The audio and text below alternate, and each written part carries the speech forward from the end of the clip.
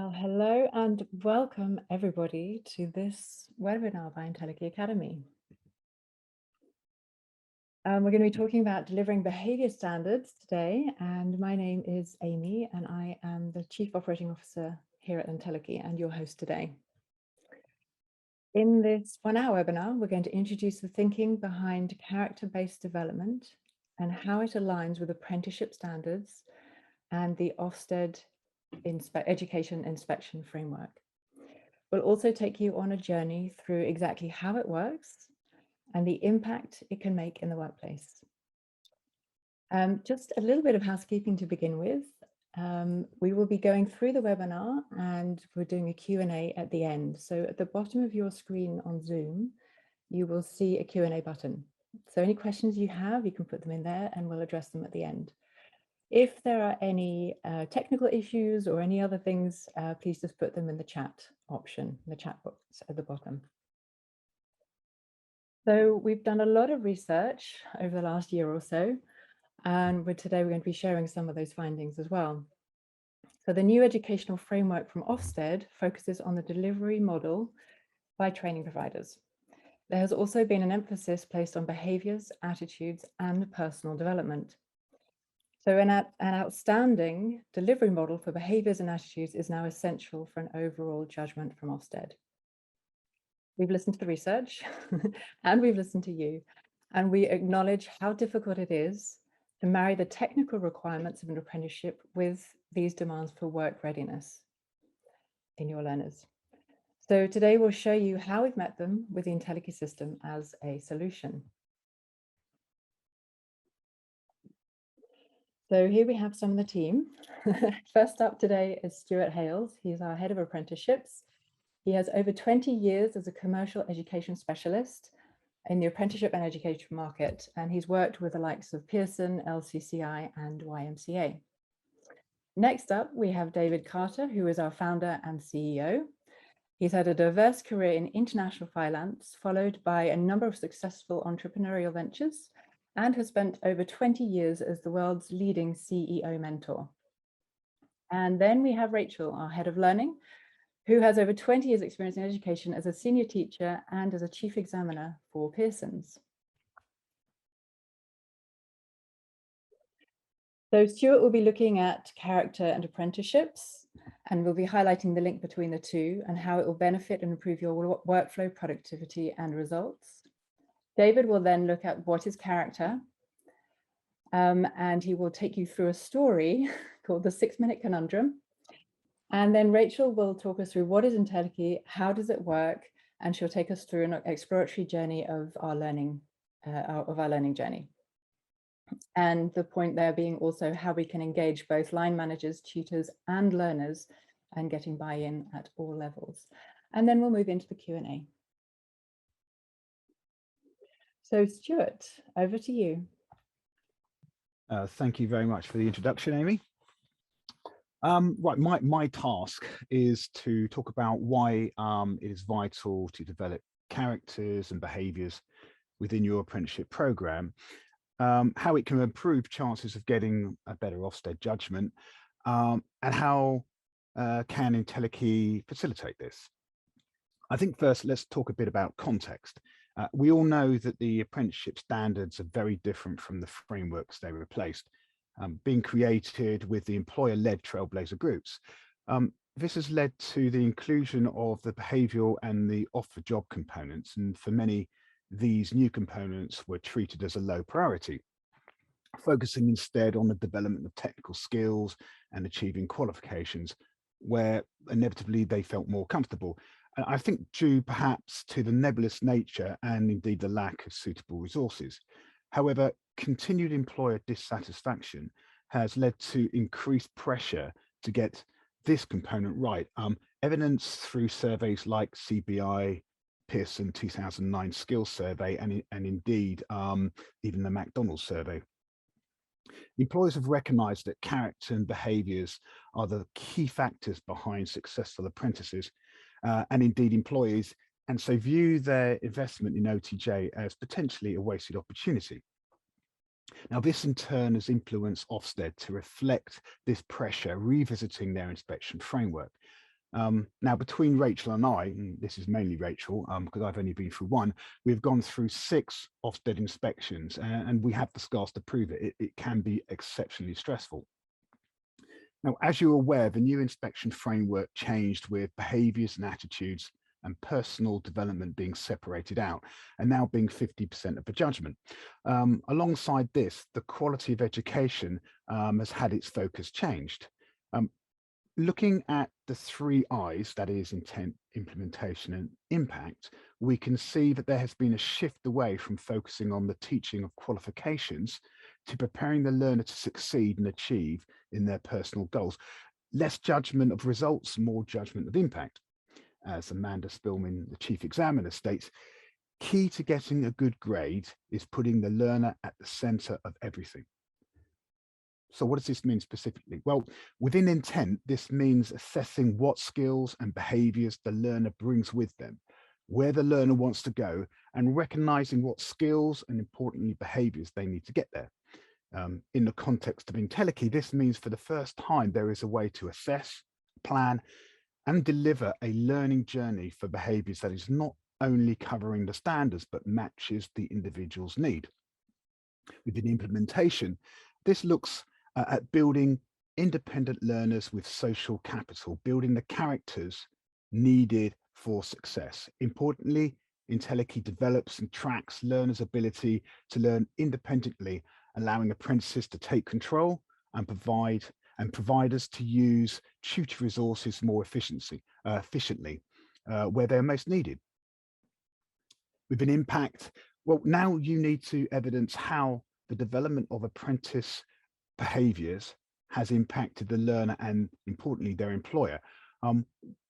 What are they able to do over and above the requirements of the qualification? Remember, the expectation is no longer just that they have gained continued employment, as over 90% do, but do they have the skills and behaviours to progress? Entelechy qualifies the impact for individuals and their employers through reflection and assessment, and gives apprentices the skills and tools they need to progress through independent lifelong learning. Lastly, within leadership and management, it is no longer acceptable that providers remain static. There is an expectation of constant improvement of provision and tutor development. I guess this is why many of you are attending today. Let me summarize. Why should we focus equally on character and behaviors, and how can Entelechy enable this to happen? Entelechy assesses and creates a plan for individual learner journeys benefiting Ofsted intent judgment. It builds and tracks independent learners, allowing you to develop self-reliance within apprentices and the ability to progress, as well as enhancing your Ofsted implementation judgment. It will enhance and impact through expanding your delivery outside of the qualifications and assessing benefit for the individual and their employer. Lastly, it will reinvigorate your provision and your staff. It's very important that your staff are very much part of this process, and provide evidence that the learner is in the center of everything you do. I will now pass on to David, who will explain why character builds behavior and underpins technical skill development, supporting successful apprenticeships and your provision. Thank you very much.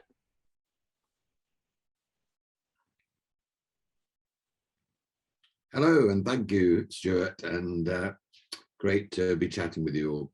So let's start off with what is Entelechy. Entelechy is a word that was created by none other than Aristotle, and essentially it is the very best version of something where its potential is actualized. So the Entelechy of an acorn is an oak tree, the Entelechy of a caterpillar is a butterfly, and the Entelechy of each of us is the best version of ourselves. And so our mission at Entelechy Academy is to help learners become the best version of themselves. And we do that through developing their character. If we could have the next slide, please. So over the last 2.5 years, we have spent a huge amount of time researching the soft skills crisis. The soft skills crisis that costs the UK economy £8.4 billion a year. It's the thing which all of the reports that Stuart referred to earlier have set out is costing companies huge levels of productivity loss. It's also the underlying cause why 25% of school leavers and graduates and apprentice leavers feel unready for the workforce. And so we have researched and now codified the 77 in-demand soft skills which are required by employers. They are in 11 themes, and each theme has 7 soft skills within it. And these are all of the classic things that you will all be familiar with, from managing a team, leading a team, managing change, managing uncertainty, collaboration, creativity. But what we've done is gone one step further and mapped each of those 77 soft skills with the underpinning 54 character qualities. So the difference essentially between a soft skill and a character quality in our vernacular is that soft skills are doing skills, whereas the character qualities are being skills. And excuse me, most of the provision of soft skills teaching is providing content on one of these topics, which is providing the learner with some knowledge, but it doesn't take it to getting them to practice and develop those soft skills such that they end up mastering the soft skills versus understanding them. So if we could see the next slide, please. A couple of weeks ago, I had the opportunity to pitch Entelechy to the chief executive of one of the top 3 global management consultancy firms. And they bill in 6-minute increments. So there's 10 units of time in an hour. And so time management is mission critical for an organization like that, because that's how they charge their clients for their time. Every new member of staff in their first 12 months goes through a $2,200 per person time management course. And at the end of 3 years, all of the senior managers in the firm were complaining that even though everyone had been sent on this course, they weren't good at time management, or there'd been no improvement. And so the gentleman I was speaking to called in 3 or 4 of his senior people and said, look, this report's terrible. You've all been on this course in the last 12 months. Didn't you understand what you were taught? And they all regurgitated precisely what they were taught and demonstrated their understanding of what time management is, but they weren't demonstrating good time management. He asked me why I thought this might be, and I asked him if during the course they had taught the learners to be reliable, practical, trusting, analytical, responsible, encouraging, disciplined, accountable, efficient, or organized. And he said, no, they hadn't. And I then asked him, do you think if you taught them to be those being skills, they would be good at time management, even if they hadn't understood the concept of time management? So the point is that if you only teach the doing skills and you don't teach the underpinning being skills, you are going to sub-optimize the impact for the learner. So if we could see the next slide, please. So what is character? We all know what character is. It is who we are. It's how we show up in the world. And I can't think of anybody who wouldn't benefit from learning how to be more committed or practical or analytical or responsible or resilient or reliable or organized or efficient or disciplined or accountable or kind or collaborative or energetic or courageous or curious or confident or adaptable or expressive or honest or creative. These are just some of the character qualities that I've chosen from the pack of cards, which forms part of the pack that the learners get. And so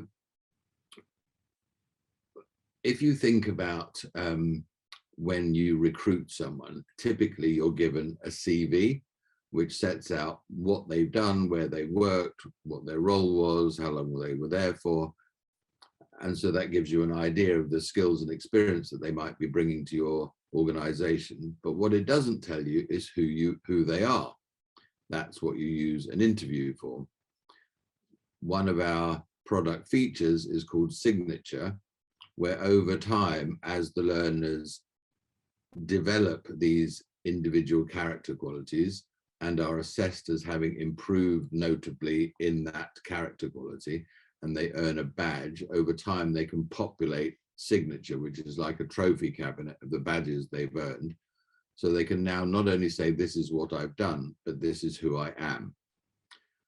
So character actually underpins all skills, not just soft skills. It also underpins hard skills.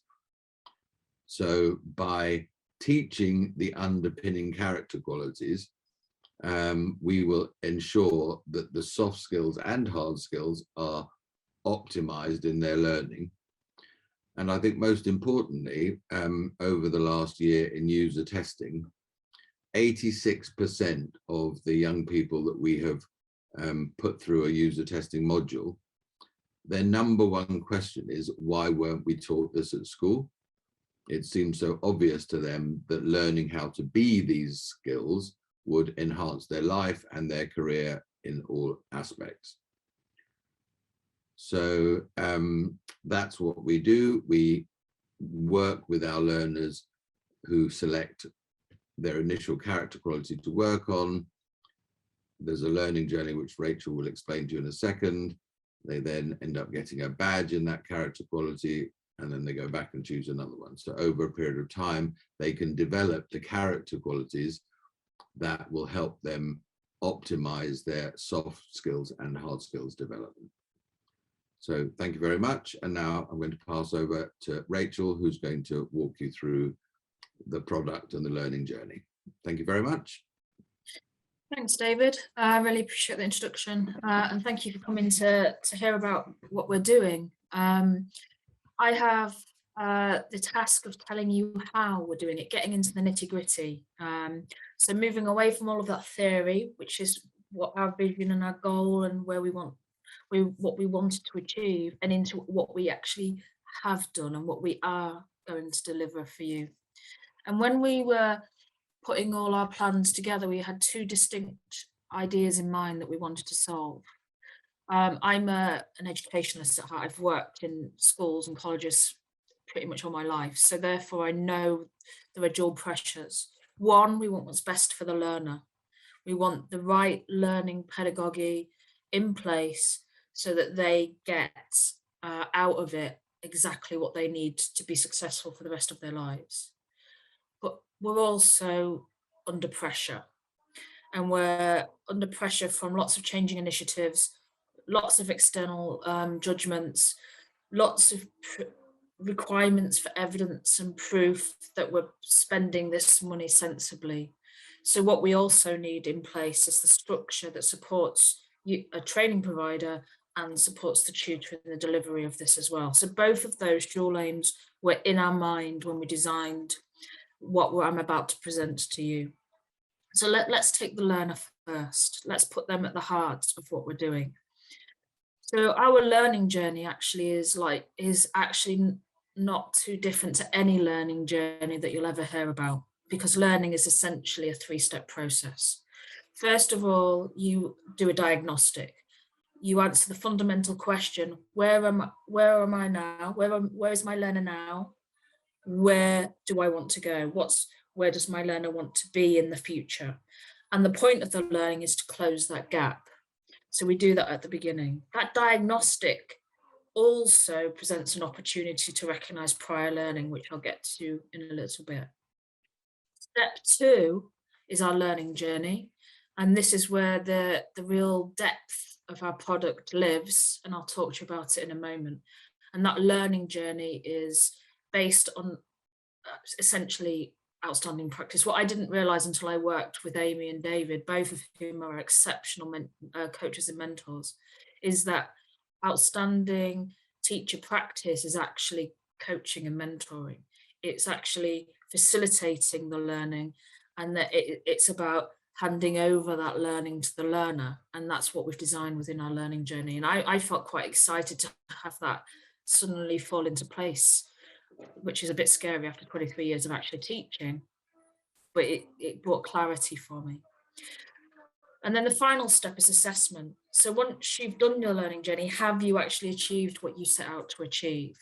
So diagnostic, do some learning, do an assessment. And that assessment, as I'll talk to you a little bit about later, helps by providing you evidence for the EPA. But equally, the learning journey helps your learners be able to speak with confidence during the professional conversation, which some find that their apprentices struggle to do, especially when talking about something quite abstract like behaviour standards. Now, our learning journey is based on this very simple model of explore, act, reflect. Reflection is a fundamental throughout our process, as is feedback. So the diagnostic provides feedback, so does the assessment. So those two are our fundamentals. And what we say to the learner is, off you go out there and explore your character quality that you've chosen after doing the diagnostic. Go out and explore it. Read some articles online, watch some videos on YouTube, check in with TikTok actually, because there's quite a massive transformational movement on TikTok. Read some newspapers, blow your mind, why not read a book? And basically go out there and explore that character quality and get some really good ideas from it. And for most, that's where the learning tends to stop, the consumption of content. But actually, without application of that content, without acting on it, you get what David was talking about in the 6-minute conundrum. You get people who can be very knowledgeable about time management, but can't actually act on the lessons that they've learned. So you have to go out and experiment. You have to go and try these ideas out and see how they work for you and adapt them for yourself. But action without reflection is just doing. And what we want is experience. This is an experiential learning model. We want them, while they're in the flow of work, while they're doing their apprenticeship, to be trying these things out and going, is this working for me? Do I need to change it? Do I need to adapt it? Do I need to try a different idea? Oh, that went completely wrong. Oh, that's okay. If it went completely wrong, then there's something really quite powerful to learn there. And essentially, from that reflection, they then get better because of the action they've done and the exploration they've done. But this is a habitual process, so we also ask them to repeat. So that's a basic of our learning journey, but let's show you a little bit of what we provide for our learner. So here's our learning guide. And the whole point is that the learner receives this and works through it independently.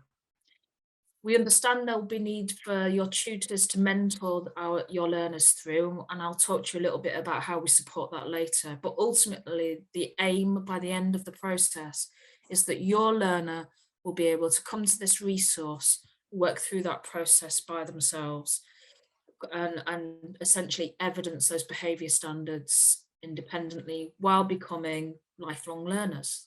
So we tick quite a lot of boxes, because when, as Stuart alluded to, I've been through Ofsted 5 times. 3 of those as a head of English in a school. And I know what you want to do is be able to answer all of their questions about personalisation, about lifelong learning, about independent learning, about how you're facilitating and not teaching, how the person is learning and you're not, and that they're taking on that responsibility. So it's been designed with that in mind, and with that knowledge that you need to answer those questions when that inspector comes calling, because ultimately I want to help provide you with simple answers, because they're the answers that underpin the intention behind the delivery. So here's our learning guide. So we start off by giving them a brief introduction. And if you notice, look, there is that diagram to show them the theory, the pedagogy behind what we do. But this diagram here is probably one of the most important, because they know the journey at the start that they're going to take throughout. And when I was a practitioner working in a classroom, I knew it was important that my learners knew that I had an end point in mind, that I knew where this journey was going, because that put them in charge and gave them the power. So that's what we do here. And as you can see, we've given you the steps here in a really quite simple manner. So step 1 is the diagnostic, 2 explore, 3 action, 4 reflect, 5 repeat, 6 is then assessment. And you'll be glad to know that that's reflected in our navigation bar. So quite simply, in each one of these steps, we have a series of tasks that your learner undertakes. And those tasks are designed in order to help them understand how to do this process, how to develop their character. So the planning is our diagnostic, our 360 explore, which includes a 180 explore. Essentially that's self and peer reflection, and they get lots and lots of feedback coming in. Explore is where we tell them to go away and find out, essentially, and find the best ideas, but we structure that in such a way as to give them an understanding of credibility of sources, how to deal with a wealth of information, how to sort that information out, how to pull out the ideas that are important to those, important to them even, I apologise. Then we help them shape an action. Then we offer them lots of tips on how to reflect. And then we show them how to repeat, and we encourage them to create a journey mapping sheet where they say what they're going to do for the next 3 months, 6 months, 12 months. So they then map their own journey. And then finally, we have feedback.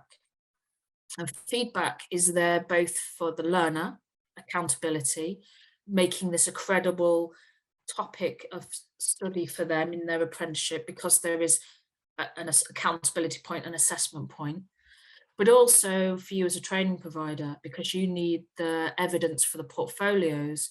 And what the learner provides is an A4 single sheet assessment form that can be for each of the character qualities that can be uploaded. And that assessment sheet is marked by 2 people. But Amy, if we go back to, if I stop sharing and we can go back to this takes a little bit of a time. This week, I wasn't allowed to be in charge of the PowerPoint. Not that important. Amy is important. So next slide along. So this mark scheme then, this assessment and mark scheme, we actually ask that two different assessors say yes, that they've learned after taking this assessment. So they have 5 questions, and basically when they're answering those questions, they only have to write 100 words for each. Now, the reason we did that is because actually summarizing and making concise that learning is part of the reflection process. One of those questions, we asked them to find one small chunk of evidence that proves impact.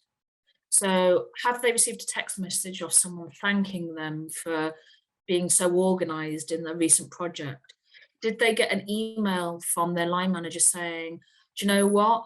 Your discipline on that last project was superb. You really got those millimeter details in place. Thank you very much. Whatever small piece of testimonial or case study or data point they can put in, they put it into that section on impact that says, here's where I started, here's where I've ended up, and here's my evidence of impact that I've become more of this character quality. And in fact, those 2 bottom bullet points are on the screen at the moment, impact and takeaways, are the 2 that we think are absolutely crucial. And they're the ones you're going to want to say yes to before you award a badge to your learner. You want the learner to have had some form of impact through the development of their behaviour and proven impact. But equally, you want this to continue into the future. So we ask them to come up with 3 takeaways, 3 things they're going to continue to do in their future work as an apprentice that makes them more work ready, more employable, and also shows this commitment to onward professional development that's going to differentiate them when they come to interview. So essentially, this assessment serves two purposes, just to sum up. One, accountability to the learner and to make the learning credible to them. But two, it's a way of providing evidence that you can upload into your portfolio systems, into your Eportfolios to act for the EPA. And also, because of the summation process, they become much better talkers during the professional conversation. The next slide, please, Amy.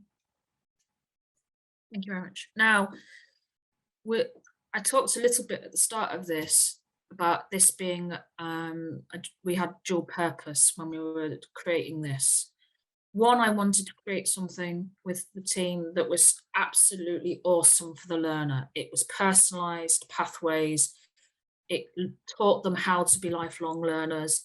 It gave them independence.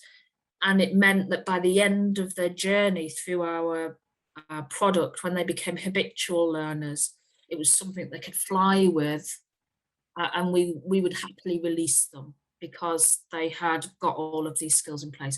That was our number one priority. But equally, because I have worked as a leader in a school, I know the pressures, and I wanted to build something that answered all of those difficult and challenging questions that you face when you're talking to an Ofsted inspector.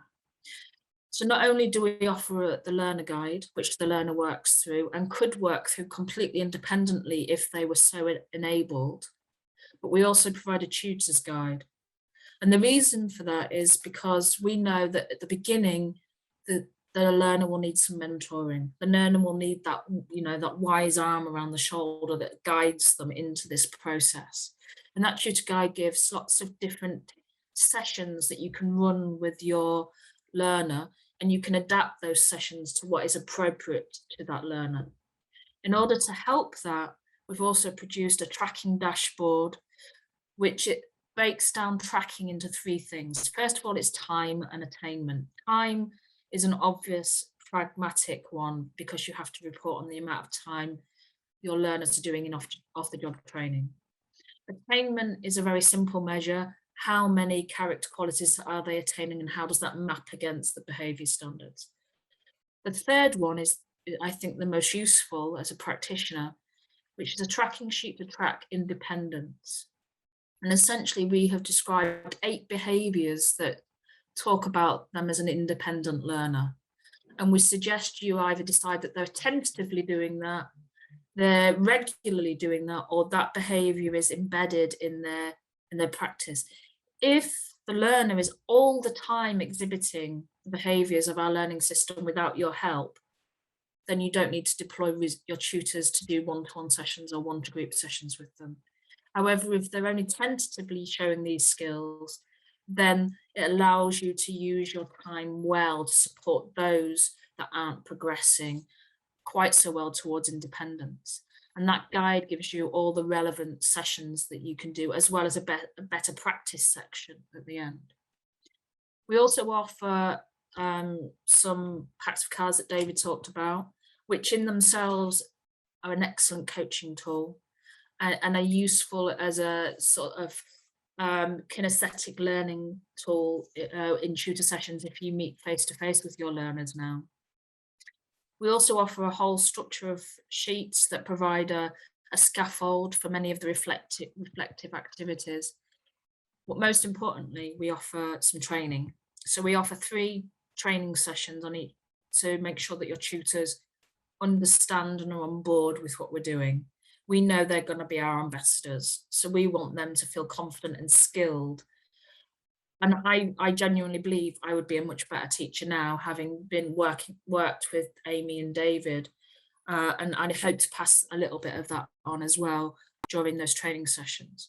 Equally, we offer ongoing support through Q&A sessions, so your tutors can send through questions to us, and then we'll run an hour session answering those questions and talking to them one-on-one, if necessary, during those sessions, in order to make sure that they are fully confident and fully believe they can deliver this to their best, and in making this a very credible part of your delivery.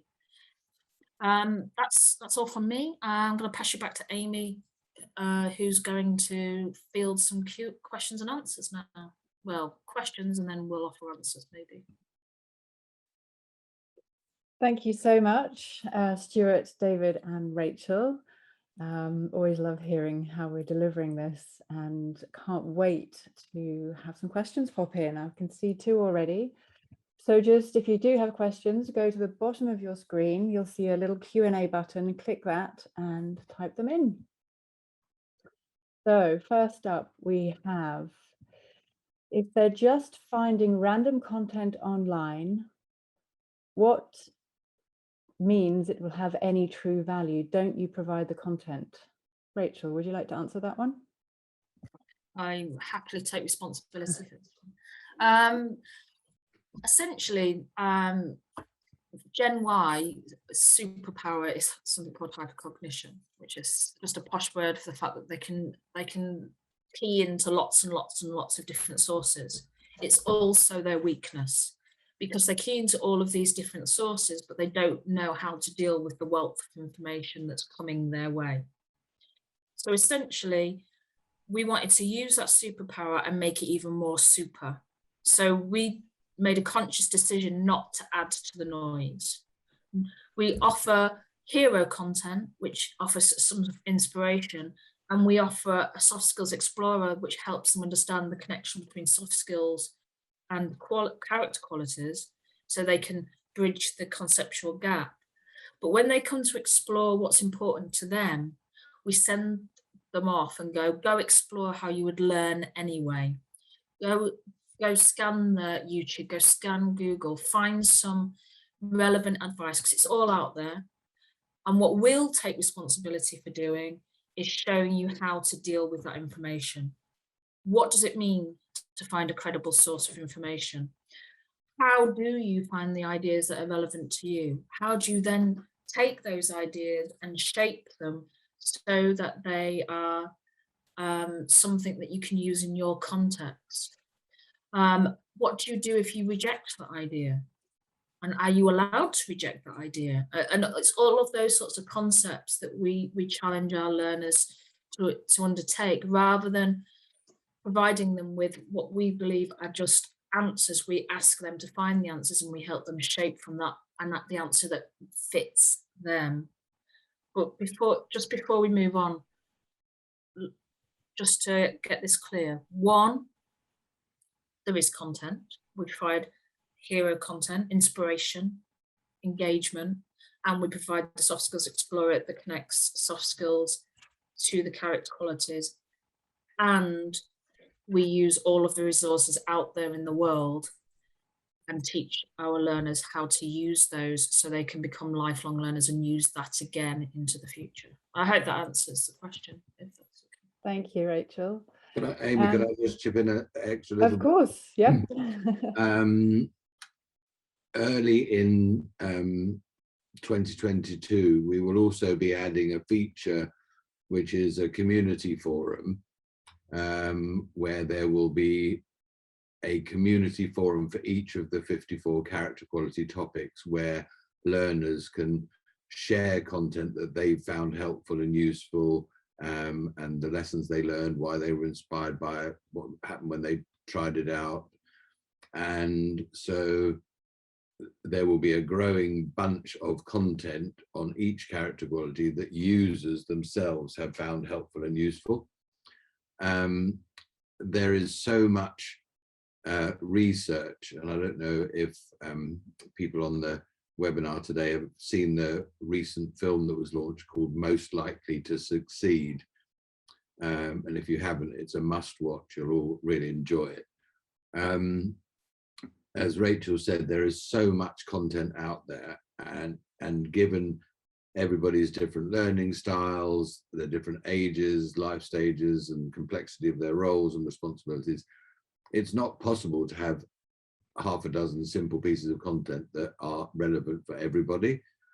And there's so much research that proves that giving people content which might give them some knowledge doesn't give them ownership. And what we're actually doing is getting people to be excited and motivated and inspired to become a character quality, more of it.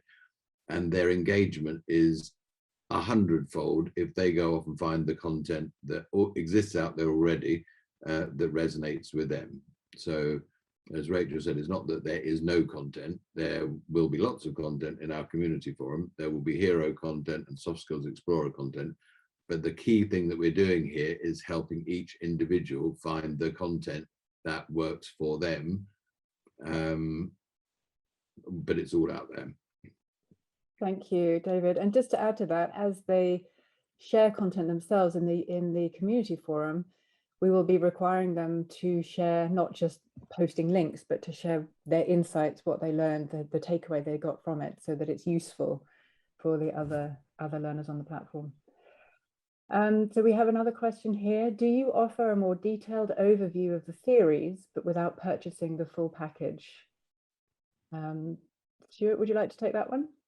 Yeah, well, I'm going to roll this into two questions because there's another question further down about how much it costs, and I probably wraps into both. So we do have a brochure which goes into things like the themes and organization taxonomy in greater detail. And Emma, I think Emma Isles, who asked that question, I'd be delighted to send that over to you, post this, so that's fine. When it comes to purchasing, well, the purchase price is £100 per learner per year. We believe, looking at the guidance notes from learning guide, that it would probably average out to about 3 hours per week per learner to go and through the program, which equates to around about 56 pence, or between 50 and 60 pence per learner hour. So we can get information out there, but I think that part of our package is the tools that you would need as a provider and your staff would need to actually effectively deliver this, and they're as important as the pedagogy. So yes, I can send a brochure out, will explain in more detail, but I don't think you could deliver it without things like the tools that we supply. I don't know if anybody else wants to add to that. I would just say that what's part of the package that's fundamental that we couldn't share without just giving away our IP is the taxonomy, the 54 character qualities that break down the curriculum for how you can possibly deliver behaviours and deliver behaviours in an agnostic way, because the strategy that's gone before has been to break down those behaviours into each specific job role and ever so slightly cut and paste and try and change a few words to fit each individual role. And what we've done, and what actually, to be fair, what David has done, is taken up a human being and worked out how you can make a human being better to be better. And that is fundamental to what makes our system work, as are tools like the Entelechy cards, as is all of the reflection cards. So there is a whole series of things that back up what we're saying that give this its not only its credibility but its efficacy as well. That's what I would suggest. Thank you, Rachel. We have a question from Lisa Nelson. What user testing has been done with the product? What were the outcomes? David, would you like to address that? Yes, we built a prototype in Q1, and it went through 3 rounds of user testing, and all 3 rounds it got a 5-star out of 5 rating from the learners, and then the MVP, which we're now launching, has also been through extensive user testing. The learners love it because there isn't one of the 54 character qualities that they don't understand and can't immediately think of things in their life that could be improved if they dialed up their capability in that character quality. It's been a real eye-opener that, you know, as I said earlier, the most common question is, why weren't we taught this at school? It seems so obvious, it seems so applicable. I can see exactly what the benefits to me would be of dialing up this character quality, and I can think of ways that I could start working on it immediately. Great, thank you, David. I have another question here. Is there anything to indicate that Ofsted will accept this as a suitable solution for off-the-job training requirements? Rachel? The whole thing has been designed around with Ofsted in mind, to be blatantly frank. So those three words, intent, implementation, impact, have been at the forefront of our mind. And I know David has spoken with Her Majesty's Inspectorate at a dinner not long ago, and the general reaction was one of love for what we're trying to achieve. So intent-wise, we show intention to learn because we ask the learner to do a 360, and then we ask them to set a goal, and therefore there's a gap to fill. But also intention is shown because we have put a learning system in place that does more than just tick boxes. So, I mean, confession of an ex-head of faculty here.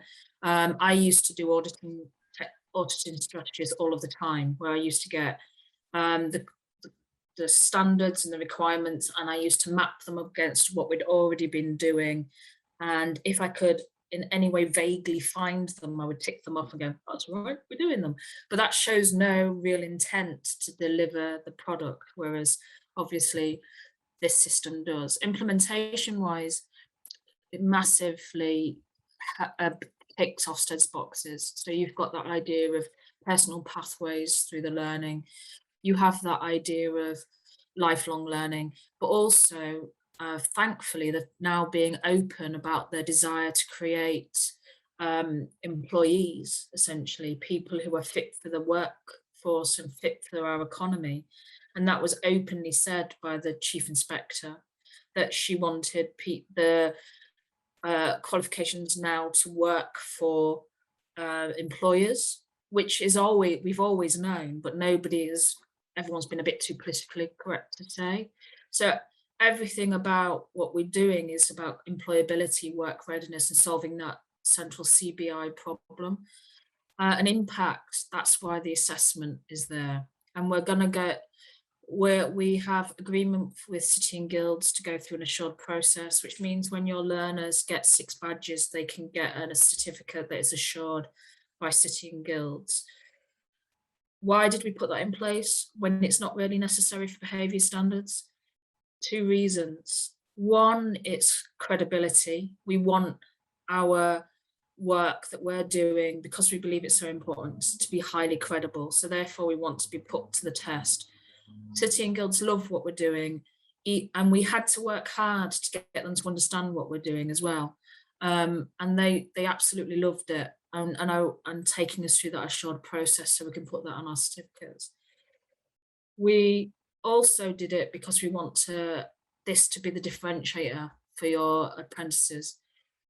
We want them to be able to go into their next job interview, have all the amazing technical skills that you've provided them with, and the qualifications that accompany that, which lots of other apprentices will have. But what yours would have is that ability to say, and I've been working on my professional and personal development, and I understand that I have to come to you with all of these qualities in order to be excellent in your workplace. So for all of those reasons, and because we've been speaking to Ofsted too, because we know it's important, we believe it's a highly credible package that Ofsted will just love, I think. Can I just chip in a little bit there? Because it was me that had the meeting with Paul Joyce, who's the HMI who looks after apprenticeships, FE and HE.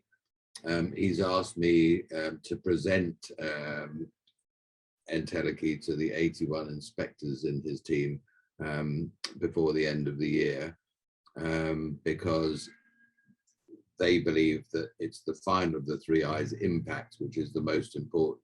And he believes that we've set the gold standard bar on being able to deliver that impact. Brilliant. Thank you very much, David. We have another question here. Can this be applied to any learning environment beyond apprenticeships? I'll answer that one. In short, yes. in fact, we have a project going which is pre-employment, working on blockers, where we're working with a specific partner to get people through the interview process, so, or even onto the interview process. So it's working with those individuals to look at things like confidence, etc., and build those characters that they believe are blocking them moving forward with employment. So yes, it can be applied. We also are speaking with a number of HE providers, and we're looking at PMO markets. So really, this is ubiquitous course and can be applied across all funded and indeed non-funded verticals. So yeah. And to be fair, to prove a point, we are all working through this, so we walk the talk. So the character quality I'm working on is open-minded, because apparently I'm quite firm in my opinions and don't always stop to listen. I know it's hard to believe. So I'm working on open-minded. And Stuart is too, I think, aren't you, Stuart? And a little bit of vulnerability in there too. Yeah, a little bit of vulnerability, certain age. Yeah, so it does. And one of the things we have been asked actually by early adopters, etc., is will this help us change the culture within our company when it comes to, firstly, how we work with our learners. So they want to progress from a more box ticking, qualification led interaction to a more mentoring, understanding, and environment where the learner is supported to achieve, and they're looking at this model to facilitate that, and shift that cultural need that they need to do to actually align fully, not just to Ofsted, but obviously to better practice. Thank you very much. Does the platform integrate with existing apprenticeship and learning management systems, Stuart? Yeah, well, my background is obviously working very heavily in apprenticeships, so I'm aware of pretty much all the Eportfolios used. So with that in mind, we've developed a system where all the forms can be downloaded as PDFs and then uploaded back into whichever portfolio system you use. So what we didn't want to do is for you to have to change any of the technology you're currently using. So the uptake should be very seamless. So yeah, it will work very, very easily and immediately with any technology platforms that you are currently utilizing. Brilliant, thank you. This sounds fantastic, well thought through and well done. Thank you very much, whoever sent that. So the next question is, what happens with apprentices partway through soft skills provision with our current system? Do we have to run 2 systems until our current apprentices finish the level they are working on? Rachel? My answer is anything is possible. I can't imagine that you wouldn't want all your apprentices to be working through this, because it provides so much beyond the behaviour standards in terms of helping them become much better employees. And I'm pretty certain your clients, your employers will see the difference. I'm guessing you have 2 choices. If I was putting my manager head on, an education manager head on, I would say it would be easier to get started with new apprentices, so that this is all that they know, and you can use part of this material during your induction process with those new learners. However, I'm pretty certain there'll come a time where your existing apprentices might feel that they want to give it a go, and your tutors will want to give it a go with them because of the benefits that they feel from it. That would be my instinct. I hope that answers the question. Brilliant, thanks, Rachel. We've got a couple more questions and then we'll wrap it up. If people have more questions, please post them in the Q&A box and we will answer them in an email, in a follow-up email afterwards. How would you support us in gaining buy-in across our team for such a significant change in delivery method? This would be new for everyone and there could be an engagement challenge. Rachel? Yes. You're not wrong. No, we thought about this. We know that any sort of change is difficult, especially in a learning organisation where so much is going on. And also, I know that when we're facilitators, we have our specialist area that we feel very comfortable with. And when people offer us other things to do, they feel just like that, other things to do. So what we offer several things to help support with buy-in. There is the tutor's guide, obviously, and that tutor's guide also encourages your tutors to share with us the outstanding practice that they've put into place, so that we can then share that with everyone else. So it's hopefully a two-way process there, a communication between the tutors and us, and sharing it with everyone else. We've also put together a line manager's guide because we understand that your trainees are actually only with you for 20% of the time, and that the rest of the time they're in the workplace, in the flow of work, and that to a degree the mentor within the workplace will need to help support this too. And so we need them to be our ambassadors. So we've put together a guide to help them understand how that works. We also know that fun and play should be part of this, and that's part of the reason why we created the 2 packs of cards. And there is a games page with lots of sort of like coaching games and mentoring games that will bring a little bit of lightheartedness to this as well, because this feels very heavy, and it's not. And the games help prove that it's actually a great way to get people talking. And obviously our package of training, and also we'll have a 48-hour response on our email. So at any given point, we can support people to feel skilled to deliver the project.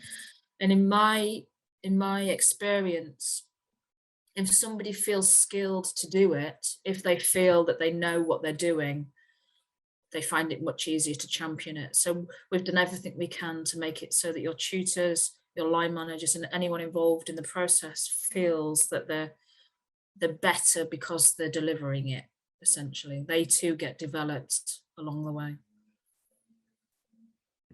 Brilliant, thanks, Rachel. And just one more question.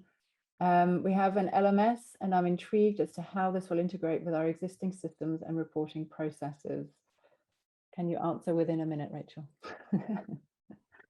Stuart knows more about this than me, I think. Yeah, Stuart, either one of you. Well, I think I've partly answered this before.